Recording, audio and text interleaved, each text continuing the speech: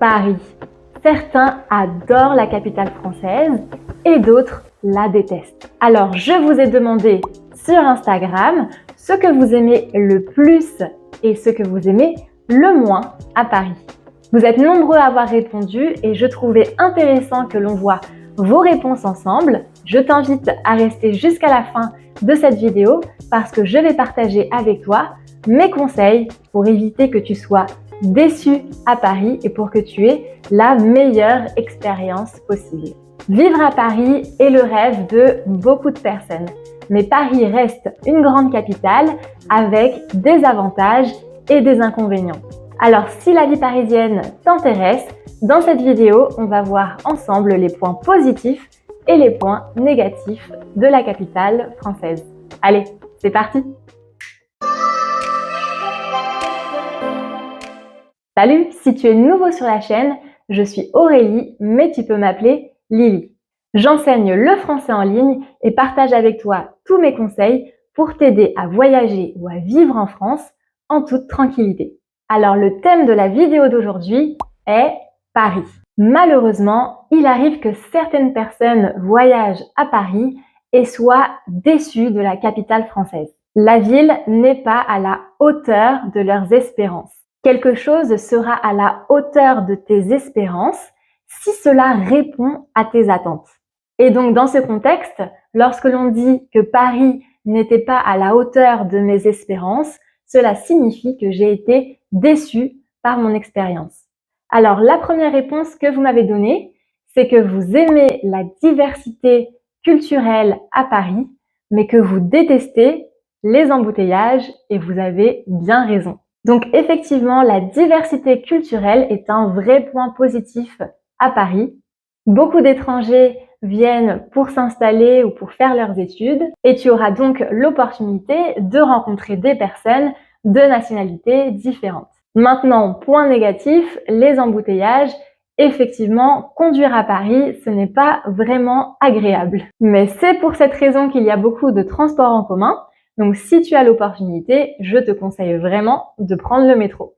Donc, on continue avec un autre avantage. À Paris, il y a beaucoup d'activités culturelles, que ce soit les musées, le cinéma, le théâtre, par exemple. Par contre, vous n'aimez pas la foule et le métro bondé. Ça peut se comprendre. Alors, que signifie bondé?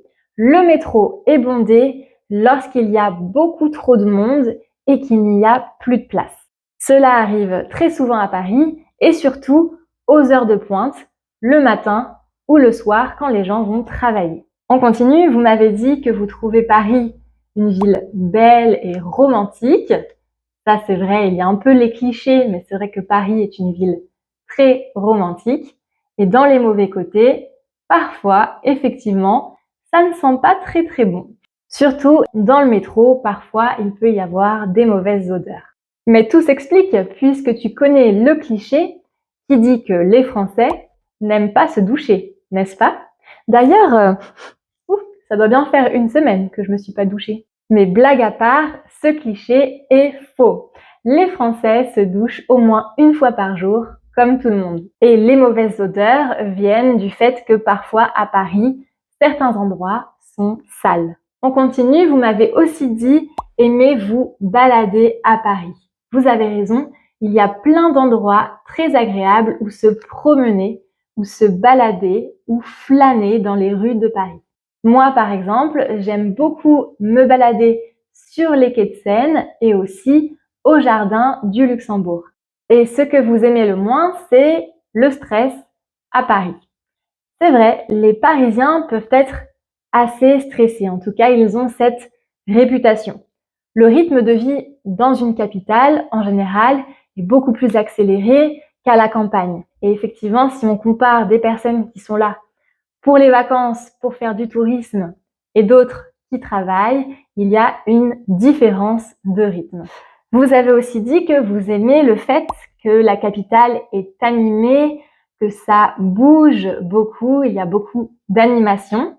C'est vrai, c'est super sympa de pouvoir sortir à Paris. Paris est une ville animée de jour comme de nuit. Par contre, il faut faire très attention à ses affaires. faites attention aux pickpockets et faites attention quand vous rentrez tard le soir, que ce soit à votre hôtel ou chez vous. Et oui, Paris est une grande ville et comme dans toutes les grandes villes, ça peut arriver de se faire voler ses affaires, que ce soit dans la rue, mais surtout faites attention dans le métro. Et enfin, vous avez parlé de la nourriture. Effectivement, on mange très bien à Paris. Par contre, c'est vrai que la ville peut être un peu chère, que ce soit pour les loyers, le transport, les activités ou la nourriture. Il faut faire attention à son budget. Alors, faisons le bilan ensemble. C'est comme partout, il y a des avantages et des inconvénients à voyager ou à vivre à Paris. On commence par les points positifs. Vous avez dit aimer la diversité culturelle, les activités, les animations, vous balader à Paris, le fait que la ville est belle et romantique et la nourriture. Vous avez aussi mentionné les points négatifs, les embouteillages, la foule, le métro bondé, le stress, le rythme accéléré, les odeurs, l'insécurité et les prix qui sont assez chers. En tout cas, un grand merci à tous ceux qui ont participé et qui m'ont communiqué leurs réponses. Si vous voulez continuer le débat, je vous attends dans les commentaires. Vous pouvez partager votre expérience et votre avis sur Paris dans les commentaires.